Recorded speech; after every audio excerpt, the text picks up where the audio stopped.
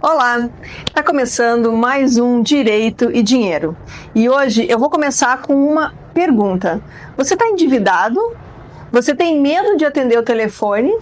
Recebe cobranças o dia inteiro? Ou acredita que perdeu os seus direitos porque está devendo? E pior, tem gente que para de sair de casa porque tem vergonha de encontrar os amigos, tem vergonha da família, porque tem dívidas. Eu conheço pessoas que não atendem números desconhecidos há meses, porque já sabem que vai ser de cobrança. E muitas acabam tomando decisões desesperadas, acabam fazendo empréstimos para pagar mais empréstimos e no fim a situação só piora. Por isso hoje a gente veio aqui para falar com você sobre o superendividamento e também sobre o Desenrola, esse novo programa do governo federal. Principalmente sobre aquilo que os credores não podem fazer. Eles não podem constranger o devedor. Vou trazer um caso real lá do escritório. Uma pessoa aposentada que recebe um salário mínimo, ela começou a tirar empréstimos e acabou restando apenas R$200 por mês para ela. Ela ia se endividando, ela ia lá, refinanciava. E quando ficava uma margem disponível, ela ia lá e fazia um novo empréstimo. E ela ficou, hoje ela recebe R$200. Doutora Antonella, tem alguma saída para essa cliente? A gente tem que pensar que o mínimo, salário mínimo é para subsistência. A gente não pode entrar na questão do superendividamento. Por quê? Quando a pessoa está super endividada, é quando ela tem de descontos no consignado acima de 45%, porque é permitido, dependendo do tipo de servidor público, né? Mas a gente está falando aqui do INSS, 30%, mais 5% de RMC e mais 5% de RCC, então 45%. Tu pensa que R$1.200 ou R$1.400 para uma pessoa que pode ter 45%, chega a sobrar R$750 e um pouquinho. Fora isso, possivelmente essa tua cliente ainda já tenha feito empréstimos sem ser consignado, empréstimo padrão, empréstimo pessoal, onde existe o débito automático. Então, além do débito de R$700 do consignado, ela passa a ter mais alguns outros descontos que às vezes chegam a 80%, 90% e faz com que as pessoas acabem recebendo R$200 para moradia, para comer, para pagar luz, para pagar água. E isso a gente chega num limite da subsistência, que é onde a gente entra no superendividamento. A lei do superendividamento, ela foi feita para auxiliar justamente essas pessoas. Teve um caso que uma cliente pegou um empréstimo, se endividou para ir para a Europa. Gente, aí depois ela veio, posso entrar com superendividamento? Não, minha querida, tu não pode entrar, porque o juiz vai ver. O que tu precisa fazer quando tem o superendividamento? Tu precisa fazer uma planilha, daí a nossa perita aqui vai nos ajudar a fazer um planejamento, né, de valores para mostrar para o juiz como é que é o teu plano de pagamento. E aí eu vou dizer por que para o juiz, ela se endividou porque ela foi viajar? Tem. E isso corre até o risco de o banco entrar com uma ação reversa, porque a pessoa usa para um lazer. Sim. E ainda quer renegociar, né? É agir, eu acho, completamente de má fé. E outra questão que eu vejo é que as pessoas confiam muito no gerente do banco. Salvo outras designações aqui, o gerente do banco, ele é funcionário de quem? Do banco. Ele não é teu melhor amigo. E aí as pessoas vão, mas o gerente me ajudou. O gerente quer bater meta. Então, assim, a pessoa já está endividada. Aí vai lá no gerente, Ah, mas ele me ajudou, ele fez um refinanciamento. Esse refinanciamento gera outro refinanciamento, que gera outro refinanciamento, e as pessoas acabam não conseguindo depois quitar a dívida, porque ela ganha um salário, 1.700, tem os consignados, tem os outros refinanciamentos, os outros financiamentos, enfim, e tem que ainda viver. E aí, como é que faz? Vou lá refinanciar. E daí paga 2, 3 meses e descobre que não tem como continuar pagando e a coisa fica muito pior. Aline, o que tu acha disso? Eu ia comentar que, infelizmente, o problema maior do brasileiro é que ele não faz as contas. Quanto eu recebo, quanto eu gasto e quanto que eu posso gastar além do que eu já ganho. As pessoas geralmente fazem o inverso. Elas pegam muitas dívidas e acham que muitos descontos, às vezes até mesmo, o banco me deu um desconto de 30%. É ótimo, vou fechar esse novo contrato e vou pegar esse empréstimo para quitar o outro. Mas acaba que vira uma bola de neve. Igual a Antonella falou, tem os empréstimos consignados, os empréstimos pessoais. Então é simples. Pega um papel e uma caneta, não sei mexer no Excel. Pega um papel e uma caneta, quanto eu ganho, quanto eu gasto e quanto que eu preciso, no mínimo, para me sustentar e sustentar minha família. Eu sei que é complexo no mundo atual, as coisas estão muito caras, mas a gente precisa fazer o nosso tema de casa, que é esse básico, saber o quanto eu ganho e quanto eu gasto. E se eu sair perguntando para as pessoas, muita gente não sabe. A maioria não sabe, eu acho, né? Mas eu acho que quando acontece, principalmente com os aposentados ou pessoas mais idosas, que acontece um certo desespero de limpar o nome. Então não sabem, não tem uma assessoria jurídica como de vocês, de perito e de planejamento, como sair dessa situação. Então começam a contrair essas dívidas simplesmente na pressão psicológica, familiar e emocional. Com certeza.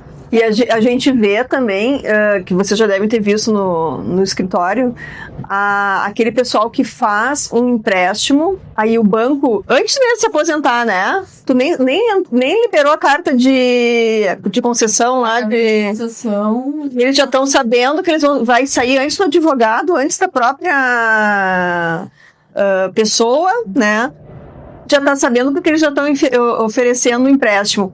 E aí fazem um empréstimo e oferecem um troco. A pessoa vai lá e diz assim, doutora, eu recebi um troco. Querido, não é troco. É um valor a mais que vai ser colocado no teu financiamento, no teu empréstimo. E as pessoas acham que é troco. E ficam felizes. A importância... E como faz, assim, isso como trata esse assunto com, como tu falou, o gerente? As pessoas acreditam que é o gerente, o melhor amigo, que fica oferecendo esses trocos, esses financiamentos. Como a gente trata essa relação com esse gerente? Eu acho, na minha opinião, a gente tem que tratar como ele sendo um profissional que ele é. Não adianta a gente pensar que ele é amigo. Eu quando eu falo com o gerente, eu sempre penso, é uma rica de uma pessoa, mas...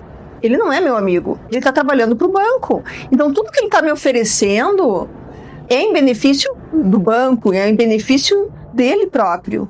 E, na realidade, se a gente for ver quantos produtos bancários um banco tem, cada banco é uma instituição, cada banco é uma empresa diferente. Cada banco tem X produtos que ele vai oferecer para os clientes. São mais de 50 produtos, né, bancários que a gente vê de oferta. É muita oferta. E aí, se a pessoa tem margem, se tem condições de pegar financiamento, mesmo que tu não precise, o teu gerente vai te oferecer. Antonella, e quais são, que nem a gente começou o bloco falando exatamente das pessoas que têm medo de atender o telefone, né? Desliga, tem medo de sair na rua e daqui a pouco um amigo saber, o vizinho. Quais são os limites dessa cobrança dos call centers? A gente tem que ter muito cuidado na cobrança, porque tem limite. Eles não podem abordar a pessoa na rua, eles não podem ligar para a pessoa no ambiente de trabalho, não podem ligar para a tia, para a sogra, para o irmão. não podem, várias coisas não podem, mais não pode do que pode. O credor pode sim cobrar, deve cobrar, é um direito que ele tem, mas não pode constranger o devedor, porque o devedor, às vezes, também passa a ser uma vítima. E eu faço muita defesa de devedores, tanto empresa quanto...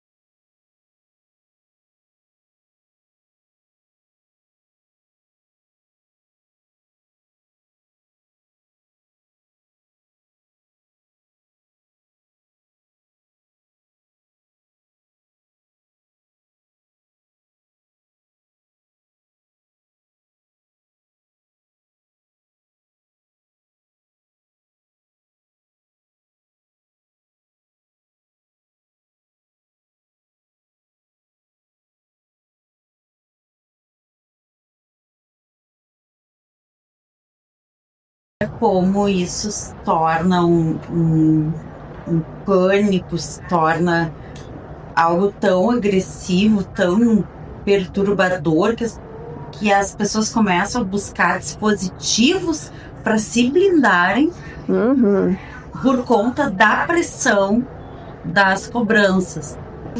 Porque eu vi casos reais mesmo acontecer, principalmente em interior. As pessoas vão lá e jogam dívida que a outra pessoa está devendo no WhatsApp e até no Facebook. Tem alguma medida que a pessoa pode tomar? A pessoa pode, inclusive, entrar judicialmente contra quem tá colocando isso por dano moral, exposição, calúnia, injúria, difamação, enfim, essa parte criminal, mas pode ter uma... Às vezes, a exposição dessa forma pode o próprio devedor virar até o credor. Porque tu não pode expor uma pessoa dessa forma. Eu tenho um cliente, não é daqui do Rio Grande do Sul, ele tem uma imobiliária. Ele adora ligar para a família das pessoas, dos inquilinos que estão devendo. E eu já tinha dito para ele, não faz isso, tu vai levar um processo daqui uns dias. Dito e feito. Levou um processo de uma inquilina, ele ficou furioso, eu disse, mas... Já era esperado o jeito que ele faz, né? E não foi por falta de aviso, e não foi por falta de orientação. E às vezes tu fala, a gente como advogado, a gente fala, tu também deve acontecer isso, e as pessoas não escutam, Sabrina, fazem o que querem. Entra por um ouvido, sai pelo outro. E tem dois cenários, né? As pessoas que não procuram esse auxílio, então a gente indica, procurem o auxílio, principalmente com advogados. E a segunda pessoa, que são os nossos clientes, a gente orienta, e elas acabam não escutando, achando que não vai dar nada. Então, escute o advogado, eu trabalho com perícia, eu falo, não faz, não tem nada, a pessoa vai lá e faz. Então, tem esses dois mundos. O não vai dar nada, dá, né? Agir no impulso sai caro. É verdade. E nós temos que também falar uma outra coisa, né? Porque tem esse feirão que o governo desenrola, feirão de também, né, para reduzir as dívidas. Para reduzir as dívidas, mas no meio disso também é necessário cuidar, né? Porque nisso também vem os golpes, que são os boletos falsos. Tem que ter muito cuidado. Então, assim, ó, precisa saber quais são os sites. Ficou em dúvida? Procure um advogado ou ligue para o seu credor para ter certeza de que realmente aquilo ali ou vai em sites ou pode nos procurar também, né? Mas o que eu digo assim, ó, muitas vezes, e eu já recebi e-mail de não sei o que do protesto. Aí tu pensa, eu não tô devendo nada, quem é que vai estar protestando? Mas, mesmo assim, pessoas... com consciência que não estão devendo nada, vão lá e pagam. Porque tem medo do protesto. Mas, minha querida, se tu tinha dito que tu não estava devendo nada, se tu ficou na dúvida, eu já digo assim, ó, me processa então, porque daí pelo menos para processar precisa da documentação. Eu prefiro responder um processo do que pagar uma coisa que eu não devo. Então, fazem naquela pressa, no impulso.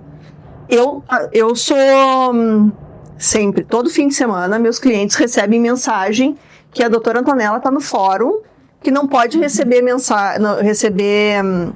chamada, e que tu ganhou ação de R$200 mil e que tu tem que pagar 20 mil para poder pagar. Por que eu vou mandar mensagem para os clientes na sexta-feira de tarde?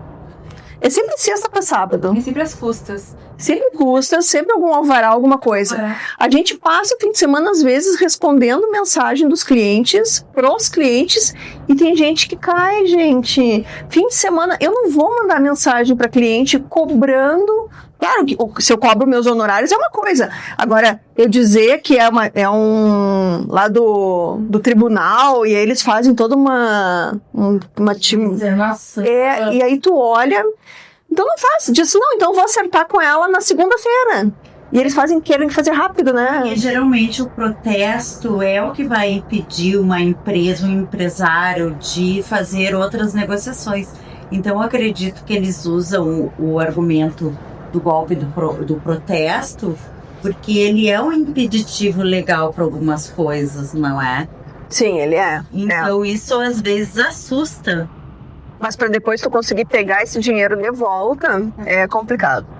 É difícil. Essa questão do desenrola tem 2 pontos. A questão do golpe e a questão que às vezes é verdade, vale a pena, mas primeiro a gente tem que fazer os cálculos. Realmente, se esse desconto eu vou conseguir quitar, eu vou conseguir manter esse pagamento mensal, porque às vezes as pessoas usam desenrola pro lado.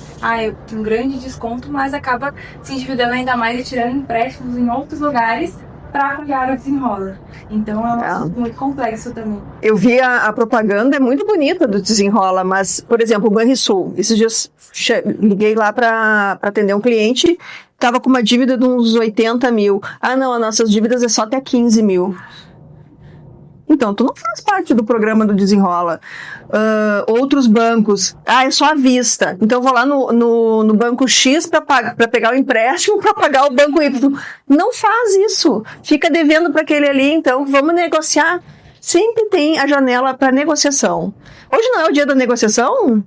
É do aperto de mão, né? Do aperto de mão. É dia de negociar. Hoje é dia de negociar. De negociar. Ou melhor, hoje é o dia que você tem que procurar um advogado para que ele negocie por você. Também, né? Porque as pessoas também fazem negociação errada, né? Negociações ruins, e tem que ver no bolso o quanto que você pode pagar todo mês por esse acordo. Sabe o que eu vejo? As pessoas, não só nos empréstimos, não vou falar dos empréstimos aqui. Acontece muito. Eu ganho R$1.000. Aí eu vou lá e faço uma compra contigo, 200. Aí eu faço um outro negócio contigo, 200. Eles não se dão conta que dos 200 em 200 eles vão chegar no 1.000 e não vai sobrar dinheiro para eles, né? Exatamente isso. É bem... as contas, quanto deve e quanto pode assumir ainda de dívidas, né? Sim, porque tem que computar tudo, né? Quanto que eu gasto para minha vida, para viver, para minha subsistência. E isso é o superendividamento. A gente tem que buscar fazer uma planilha. É chato fazer planilha, né? Não é não. É fácil. É fácil. Meu Deus, eu acho que as pessoas não fazem planilha porque se desesperam, começam a ver o que estão devendo. E aí diz, não vou mais ver isso aqui, não vou abrir meu banco para não ver como tá negativa. É exatamente isso. Eu já prestei algumas consultorias no passado sobre gastos básicos das pessoas e elas começam a se desesperar. Porque elas começam realmente a ver que elas gastam muito mais do que elas têm e elas param de controlar. É um padrão muito ruim, porque é melhor a gente encarar algo ruim agora e tentar resolver do que no futuro ainda tem esse problema. Então, é exatamente isso. É que além disso, eu acredito que tem uma frustração, existe um arrependimento e começar a olhar aqueles números porque ali vão aparecer muitas memórias também. Eu comprei isso naquele momento que eu não estava legal, mas eu não precisava. Então também é um momento de abrir a caixa preta e ver o que foi meu impulso, o que realmente eu precisava. Então isso vai gerando angústias e ansiedades que as pessoas evitam de encarar as suas dívidas, porque trazem muitas situações ali. Que eu vejo, eu acho que a população em geral, com a facilidade de comprar na internet, tu acaba comprando e aí daqui a pouco chega um pacotinho lá da China e tu diz, mas eu nem me lembrava que tinha comprado isso, né? A facilidade e os valores, eles são muito pequenos. Então, eu vou enchendo o meu carrinho. Então, eu não sei quanto custa. Eu sei que a brusinha custa 29. Mas não, se eu comprar 10 brusinhas... As brusinhas. Aline, então, qual é a tua dica? Dito tudo aqui que a gente conversou sobre essas dívidas, para sair delas, o primeiro passo é realmente, eu sei que é difícil, eu sei que afeta o nosso psicológico, mas nós temos que ter essa visão de que se a gente tem que resolver agora, saibam quanto vocês devem, quanto vocês ganham, e aí uma dica muito pessoal, o que eu posso fazer para ter um dinheiro extra que me ajude também? Isso hoje em dia, com a internet, a gente consegue fazer muita coisa, então estudem sobre isso também. Vejam suas contas e se você está devendo, procure um advogado, procure ele para ele fazer um acordo com os bancos, porque às vezes vocês vão achar que estão fazendo um bom negócio e estão apenas tendo mais uma dívida, mais uma incomodação e vai tirar mais uma noite de sono. E tu faz gestão financeira também? De empresas. Só de empresas. Eu já fiz muito sobre pessoas físicas, faço algumas ainda. Mas hoje eu não faço mais assim com frequência. Quem faz mais é meu noivo mesmo. Eu trabalho mais com a perícia e empresarial. Porque é importante, né, a pessoa fazer daqui a pouco uma gestão financeira. Mas também agora me veio conversando com vocês que a gente pode disponibilizar uma planilha bem simples para o telespectador fazer suas contas básicas. Ótimo, acho que... Quem mandar, que assistiu o programa no dia 21, no dia do aperto de mão... Pode mandar aqui pro nosso Instagram aqui do Poe Streaming, que daí a gente disponibiliza, né? Isso aí. Que é um passo importante também, né? A conscientização, né? A conscientização. E agora nós vamos pro nosso quadro Seu Dinheiro. Direito ou mentira? Agora, os nossos quadros fixos do programa, onde você vai saber a verdade sobre o seu direito. Nome sujo da cadeia? Não dá cadeia. Depois de 5 anos, a dívida prescreve? Ela desaparece do Serasa, mas ela não desaparece, a dívida continua sendo dívida, mesmo que esteja prescrita, né? Prescrita quando não consegue mais cobrar a dívida. Então tem essa diferença. Tem essa diferença. Prescrição e o que? Quando é o limpa-nome lá. Quem está negativado pode abrir conta bancária? Pode, mas o banco, se ele não quiser, ele não abre, né? Porque o banco é uma empresa autônoma. Recebi uma mensagem. Dívida de 10 mil reais para quitar por 300 reais. Isso é muito curioso. Como isso acontece? Eu acho que isso aí é um golpe. Tem que ver muito bem de quem tu recebeu. Geralmente as dívidas tem dívidas com desconto de até 90%. Mas 10 mil para 300 é bem mais que 90%, né? Então, eu acho que é cara de golpe, né? Com certeza. Socorro, doutora. Estou desempregada e cheio de dívidas. Posso perder minha casa? Depende se a dívida for da casa. Dívida de PTU, dívida de condomínio, dívida onde a casa foi dada em garantia, tu corre o risco de perder a casa. Fora isso, não. Aí, em regra, o bem de família possui proteção legal, mas existem exceções. Por isso, cada caso precisa ser analisado individualmente. Com certeza. O importante é nunca tomar decisões sem orientações adequadas. Exatamente. Vamos analisar cada caso. Ter dívida não faz ninguém menos digno e também não significa que a situação não tenha solução. Informação é o primeiro passo para se recuperar a sua própria tranquilidade. Obrigada pela companhia. A gente se vê no próximo domingo. Lembrando que o programa vai ao ar de segunda a sábado às 14h30 e nos domingos às 6 da tarde.